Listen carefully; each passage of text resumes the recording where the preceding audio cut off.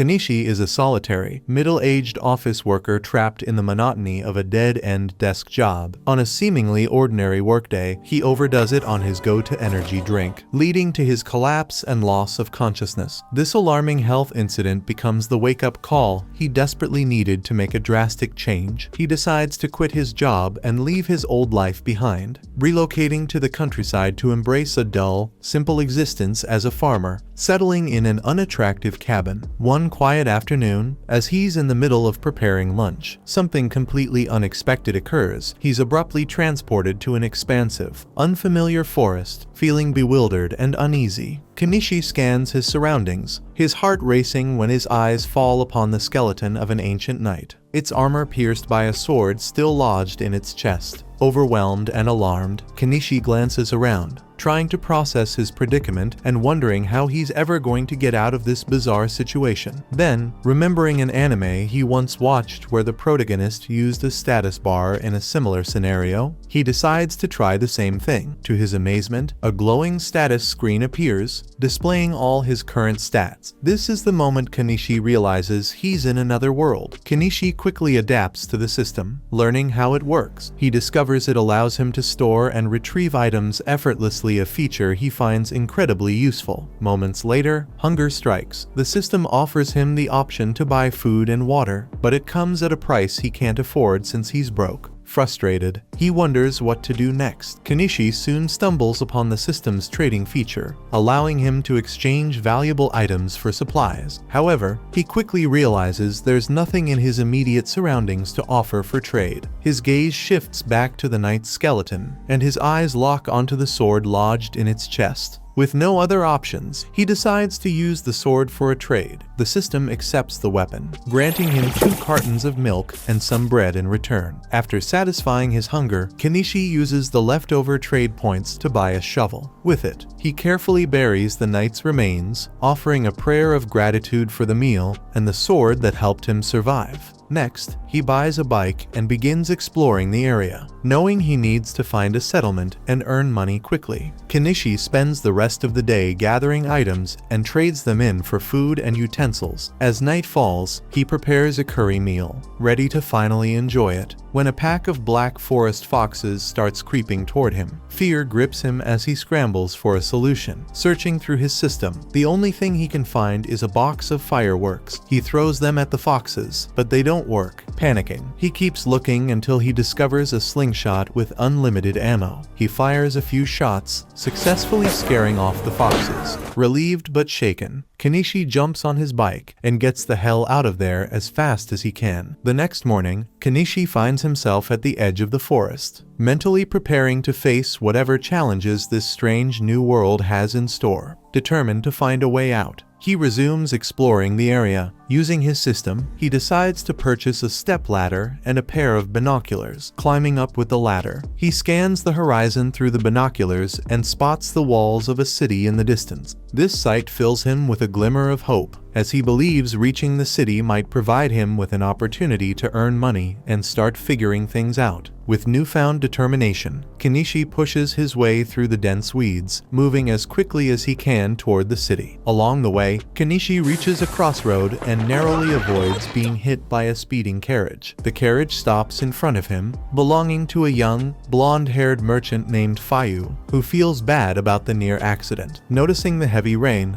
Fayu offers Kenichi a ride to the city free of charge. Kenichi climbs into the carriage and notices another passenger inside. Fayu explains that she is just a traveling bard and fellow traveler. As they continue their journey, Fayu observes that Kenichi's attire and name are unusual. Curious, he asks Kenichi what brings him to the city of Dahlia. Suspecting that he's not a local, Kenichi brushes off the question, simply stating that he's heading there for business purposes.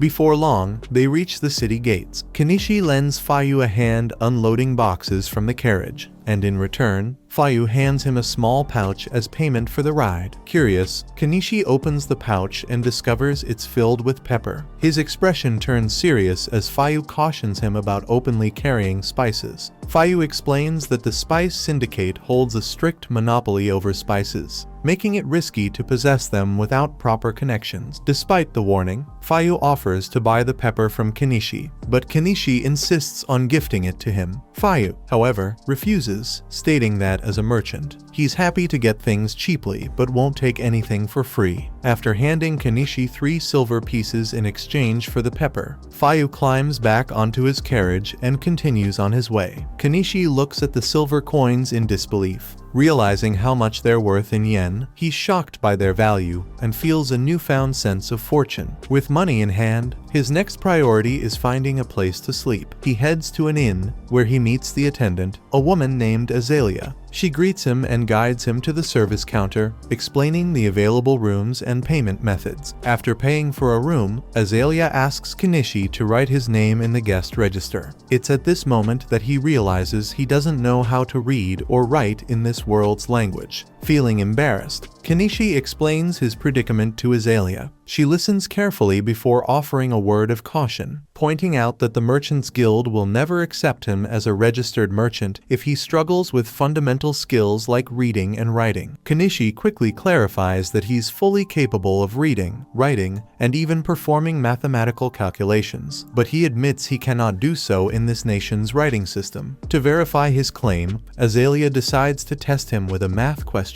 To her surprise, Kenichi answers it effortlessly. Satisfied that he possesses the essential skills, she guides him through writing his name in the register. Afterward, Kenichi asks if she can teach him how to read and write in the nation's language, offering her some candy as a reward. Excited by the offer, Azalea immediately agrees. As they talk, Kenichi learns that the land he's in is the Kingdom of Kadon, a nation governed by a hierarchical system with nobles and a king. Kenichi spends most of the night with Azalea, discovering that the country's language isn't too different from his native Japanese. Lying on the bed with a faint blush, Azalea is impressed by how quickly Kenichi picks it up, confidently concluding that he'll do well as a merchant. While Azalea takes a moment to rest, Kenichi, feeling a bit bored, decides to sketch a portrait of her. When he shows her the drawing, she's astonished by how lifelike it appears. Remembering all the kindness Kenichi has shown her so far, Azalea blushes deeply once more and gently pulls him onto the bed to thank him in her own way. Later that day, Kenichi goes downstairs to the guild center, where he meets the receptionist. She hands him a handwritten registration form to fill out. He's initially confused about why it's handwritten, but then realizes they haven't developed printing technology yet. After filling out his details, he returns the form to the receptionist, who validates it. However, she informs him that the guild registration fee is 1 silver piece, roughly 50,000 yen. The thought of this makes Kenichi sigh heavily because he knows he doesn't have money like that. He asks if he can pay in installments, and the receptionist agrees, giving him a sense of relief. She then hands him his guild card, a simple metal piece with a crystal embedded at its center. The following day, Kenichi heads to the market, conversing with various merchants to gather information on the prices of goods and explore potential profitable opportunities. Later, back at the inn, he decides to improve his living space by constructing a more comfortable bed. Azalea observes him from afar, impressed by his carpentry skills and the care he puts into his work. As she continues to watch Kenichi diligently working on his project, her attention is drawn to the sturdy and uniquely designed clothespins he's using. Curious, she approaches him and asks if she could buy a few, mentioning that the thin clothespins she typically uses tend to break easily. Her remark sparks an idea in Kenichi's mind, and he begins to realize that these clothespins might have the potential to become a profitable product. The following day, Kenichi decides to set up a stand at a local market to sell these clothespins. The stand next to his is run by a woman named Anama. Shortly after he opens for business,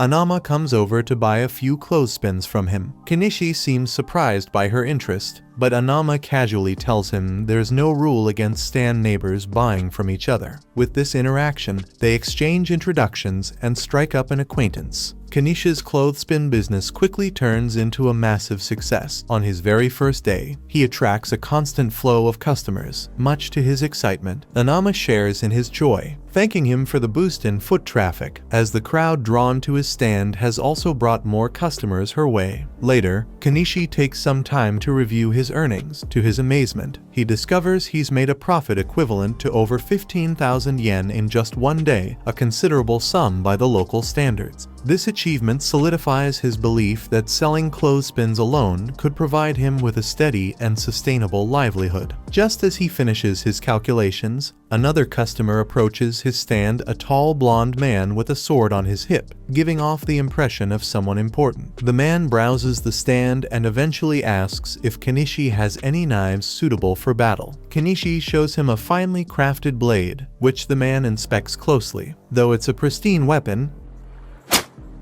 something about it doesn't feel right. It's too short for his needs. The blonde man asks if Kanishi has anything larger. Kanishi nods and presents him with a tall broadsword. The man is immediately impressed, marveling at the quality and craftsmanship of the blade. He's eager to purchase it and asks for the price. Kanishi quotes 1 gold piece, but the blonde man hesitates, clearly feeling the price is steep. Despite this, he finds the sword so beautiful that he can't let it go. Their conversation is suddenly interrupted when a purple-haired catgirl appears out of nowhere and licks Kanishi's face. Startled by the unexpected gesture, Kanishi stumbles backward and falls to the ground. Noticing his shocked reaction, the blonde man observes silently for a moment before realizing that Kanishi has likely never encountered beastfolk before. He calmly explains to Kanishi that beings like the catgirl are a normal part of this world. Moments later, more beastfolk arrive and apologize for their sister's impulsive behavior. One of them climbs onto Kanishi's stand, grabs the cloth draped over it, and enthusiastically announces their intent to buy it. Kanishi initially tells them the cloth isn't for sale, but reconsiders upon seeing an opportunity to make money. He decides to sell the cloth for 9 pieces of copper, including a discount of 1 copper piece. The beastfolk, however, don't have the exact amount. Kanishi assures them it's fine and calculates the change they're owed. The beastfolk look at him suspiciously, unsure if they can trust his math. Just as tensions rise, the blonde man speaks up, confirming that Kanishi's calculations are accurate. Satisfied, the beastfolk hand over the money, take their cloth, and leave. The beastfolk aren't known to be the brightest when it comes to calculations, so it makes sense. The blonde man, impressed by Kanishi's honesty and ingenuity, ultimately decides to purchase the sword after all. Elsewhere in the city, a maid who purchased Kanishi's clothespins shows them to her master, Primula. Intrigued, Margaret asks if they could be used in the mansion, pointing out how much easier they would make the maid's chores. Primula agrees enthusiastically, suggesting they purchase more the following day. Taking the idea further, she envisions selling the clothespins through her own company, recognizing them as a potential gold mine. Excited by the opportunity, she rushes off to seek her father's permission to move forward with the plan. That evening, Kanishi is taking a bath by the well, wishing he could have a warm bath, but those haven't been invented yet. He decides he's going to have to make one himself. Looking through the store if there's anything he could use to make the hot bath, and he happens to find a barrel for sale and intends to fill it with water and put it over a fire so he can experience a hot bath again. If his idea works out, he thinks he might be able to make some profit from it. That aside, Kanishi has been benefiting a lot from his online store screen, but he has no idea how it actually works or how the packages even get to him in the first. Unsure if they can trust his math. Just as tensions rise, the blonde man speaks up, confirming that Kanishi's calculations are accurate. Satisfied, the beastfolk hand over the money, take their cloth, and leave. The beastfolk aren't known to be the brightest when it comes to calculations, so it makes sense. The blonde man, impressed by Kanishi's honesty and ingenuity, ultimately decides to purchase the sword after all. Elsewhere in the city, a maid who purchased Kanishi's clothespins shows them to her master, Primula. Intrigued, Margaret asks if they could be used in the mansion, pointing out how much easier they would make the maid's chores. Primula agrees enthusiastically, enthusiastically, suggesting they purchase more the following day. Taking the idea further, she envisions selling the clothespins through her own company. Recognizing them as a potential gold mine, excited by the opportunity, she rushes off to seek her father's permission to move forward with the plan. That evening, Kenichi is taking a bath by the well, wishing he could have a warm bath,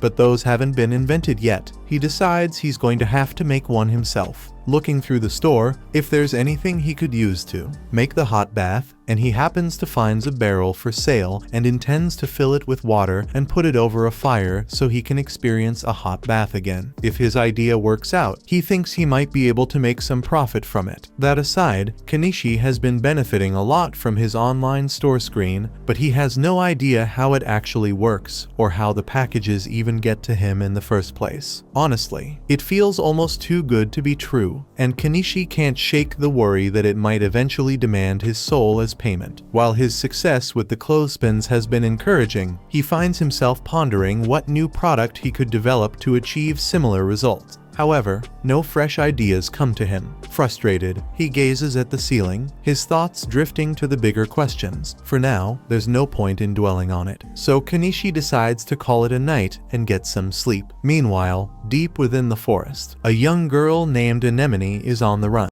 The following day, as Kenichi prepares his shop for the day, he decides to make some adjustments to his inventory. He adds some jewelry to his selection. While these aren't genuine gemstones of high value, they have an attractive appearance, which should help him turn a modest profit. At that moment, the maid from the previous day, Margaret, arrives, mentioning that she's there to purchase more clothespins from Kenichi. When he asks how many she needs, he's taken back by her request for 100. However, since she has the money ready, he proceeds with the transaction. As Kenichi is packaging the clothespins for her, Margaret's attention shifts to the jewelry he has displayed. She inquires if they are made from real diamonds. Kenichi explains that the pieces are crafted from polished glass, but they still look quite appealing. Margaret then asks him to reserve one for her so she can return and purchase it later. The day continues as usual, but just as Kenichi is about to close up shop, the beast folk from the previous day return to his store. They appear quite serious, and Kenichi starts to worry that they might be there to rough him up. However, Miley steps in close to him and confidently tells the others that she can definitely smell spices on him. The rest of the beast folk start cheering and eagerly ask Kenichi to sell them some spices. Despite their enthusiasm, Kenichi hesitates. After hearing about the spice syndicate and not knowing how they operate or what they might do if they discover he's selling spices, he feels it's too risky. The beast folk continue to plead with him, hoping he'll make an exception, but the locals in the area step in, explaining that it's unreasonable to expect someone as new as Kenichi to jeopardize his business for them. Hearing this, the beast folk seem to understand and back down. Kenichi can't sell them any spices, but it technically won't be breaking any rules if he just shares a meal with them. So, he invites the group to come eat with him, but it's going to have to be out in the woods so he doesn't attract any negative attention. The beast folk are really happy to hear this. Later that night, they all meet Kenichi and Anama on the outskirts of town so they can begin cooking. Kenichi is about to begin cooking when Anama asks if she can help. He tells her to cut some of the veggies for him. However, when Anama takes a look at the veggies, she can't believe how vibrant and juicy they look. Kenichi explains that he got these from a foreign country and guarantees that they taste really good. While Kenichi and Anama are busy working on the vegetables, Miley and the other beast folk are down by the river, trying their hand at catching fish. Before long, they manage to catch a good amount. With all the ingredients ready, Kenichi starts preparing the fish, seasoning it with spices, and then tossing everything into a pot to cook. The result is a meal that the beast folk absolutely adore. They've never experienced flavors like this before and are incredibly grateful for the food. However, the delicious meal stirs up a strong craving for alcohol among them. Anama warns them to control themselves, reminding them that alcohol is quite expensive. But Kenichi doesn't see any harm in indulging them a little, so he pulls out a bottle of inexpensive booze and pours a few glasses for them. In return, he makes them promise that they'll never tell anyone about the meal he cooked for them. Anama warns Kenichi that he's being a little too generous, but he doesn't see anything wrong with letting the beast folk enjoy themselves, especially since they seem to be good people. That night, they drink together, bathe together, and eventually fall asleep under the stars. Miley seems to really like Kenichi now. The next morning, Kenichi returns to the inn, and Azalea is a bit upset since he was out all night. Kenichi tries to explain that he was just hanging out with a couple of beast folk outside town, but judging from the cat lady fur on his jacket, she thinks Kenichi did a lot more than just hang out, and she's mad he chose to do it with a cat lady instead of her. Later that day, as Kenichi is setting up his shop for another day of business, Margaret arrives with Primula to pay him a visit. Kenichi is momentarily captivated by Primula's beauty, but then he notices Margaret standing behind her and realizes they're probably here to buy the necklace Margaret had inquired about the day before. He retrieves the necklace, and Margaret pays for it before handing it over to Primula for inspection. Primula is so impressed by the craftsmanship that she finds it hard to believe the necklace isn't made of real diamonds. She then asks Kenichi if he has more necklaces like this in stock. In response, Kenichi retrieves several more pieces from his collection and brings them out for her to see. Primula is incredibly impressed by the quality of Kenichi's products, as well as the fact that he has an item box. She has a request to make of him. She tells him that she is the daughter of the owner of the Mallow Trading Company, and if Kenichi is willing to accompany her, she would like to introduce him to her father. Kenichi likes the idea of meeting with the owner of a major trading company, but he is hesitant to meet any big shots since it might spell trouble for him. However, Anoma tells him that Primula's father is well known around town, and everyone says he's a man of good character, so Kenichi doesn't have to worry about getting into trouble with him. Since that's the case, Kenichi agrees to go with Primula, and she invites him to join her in her carriage so they can go meet her father. On the way, Primula shows Kenichi some replicas of the clothespins she had made. While the wooden part was simple enough for her craftsman to replicate, the metal clamp proved too intricate for them to recreate. Kenichi understands why they struggled since even he doesn't fully know how the springs are made, he just knows it's a complex process. Eventually, they arrive at Primula's home, and Kenichi is stunned by its enormous size. However, Primula casually mentions that, compared to the homes of other nobles in the area, hers is actually quite modest. They head inside, and Kenichi is introduced to Primula's father, Mallow. They both greet each other, and Mallow invites Kenichi to have a seat so they can begin their discussion. Once Kenichi is settled in, he shows Mallow some of the jewelry he has, and Mallow is just as impressed as Primula was. On top of that, Primula tells him that Kenichi possesses an item box, and Mallow finds this interesting because he also has one. His item box is what allowed him to build his trading company to this level in the first place, so if it's used properly, he thinks Kenichi could become quite successful. Although right now, Kenichi is just using it to store his supplies. The reason Mallow wanted to meet with Kenichi is to discuss the possibility of making Kenichi the official supplier for the Mallow Company. Kenichi had anticipated a proposal like this and assumes Mallow's plan is to market the goods in a way that will maximize profits. However, Kenichi wonders why. If that's the goal, Mallow didn't just continue buying items from his shop at a low price and reselling them later. While Mallow could have done that, he explains it would be a dishonest business move, and if Kenichi ever discovered they were reselling his goods without permission, it would certainly upset him. Additionally, approaching Kenichi directly gives Mallow a strategic advantage over his competitors, who would likely try to strike a similar deal with him in the future.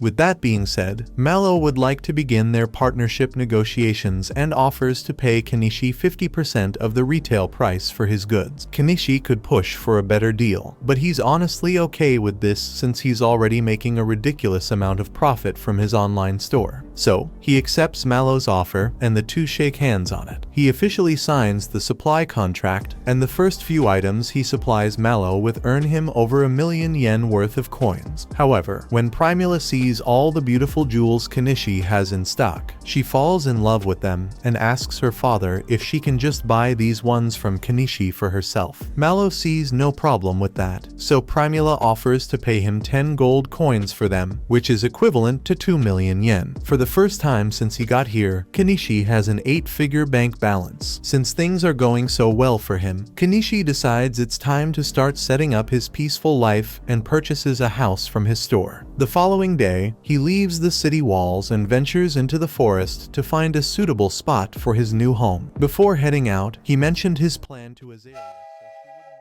though she found it odd that Kenichi would willingly choose to live in the dangerous forest instead of staying within the safety of the city. After finally finding a good location, Kenichi buys a weed whacker and begins clearing the area. However, he quickly encounters an issue. While most items from his store are reasonably priced, fuel is expensive no matter what world you're in. With no way around the high cost, Kenichi decides to just deal with it and continues working until he has successfully cleared a path for himself to move in and out of the forest. After that, he needs to start working on getting rid of all the trees. So, he buys a chainsaw and starts cutting. After several hours of hard work, Kenichi has finally managed to cut through a bunch of the trees in the area. So all that's left is to move them out of the way. However, when he tries to stuff the trees in his item box, it doesn't work. It looks like the trees are too long to fit, so he's going to have to bust out the chainsaw and cut them down into more manageable pieces. He eventually shortens the trees into 10-meter logs, and this way, he's able to fit them in his item box. So he's almost done with the tree removal. The only thing left to do is pull out all the tree stumps, but that's going to be a lot of work, and the sun is already setting. So he decides to come back and finish up tomorrow. The next day, Kenichi heads back to the forest to continue working. But after spending some time digging at the stump, he realizes the task is far too demanding for a middle-aged man like himself. Rather than risk injuring his back, he decides to buy a bulldozer instead. However, as soon as he sees it, he's hit with the realization that he just spent 1.2 million yen on heavy machinery simply to avoid manual labor. He feels a bit of regret about the splurge, but at the same time, the thought of not having to strain himself makes him wonder if it was actually a smart investment. He starts up the bulldozer's engine, only to discover that it runs on diesel, and his store doesn't sell diesel at all. This throws him into a panic, as the thought of wasting so much money on something he can't even use is overwhelming. He thinks for a second and realizes he could probably make his own diesel if he mixes kerosene and some additives. But when he's about to try it out, he realizes he could destroy the bulldozer's engine if he gets the proportions of the mixture wrong. So, just to be safe, he decides to test out his mixture on a diesel generator first. After filling it up, he tries turning it on,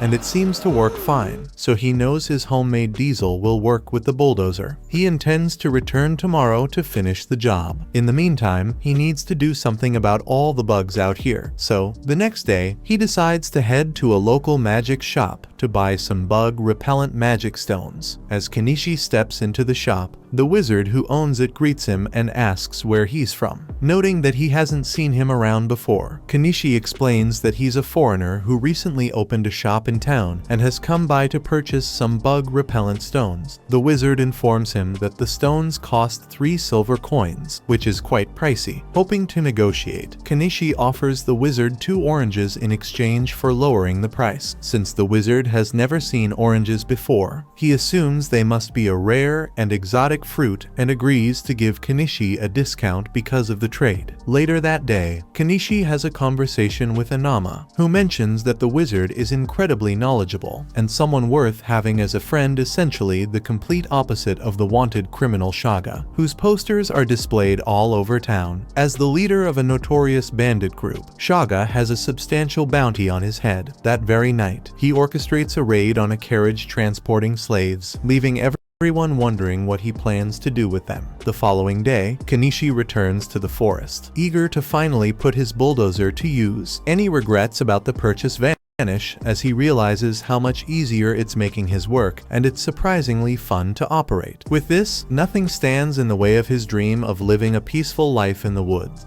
However, after spending so much on the bulldozer, his finances are nearly drained, forcing him to pause any further construction for the time being.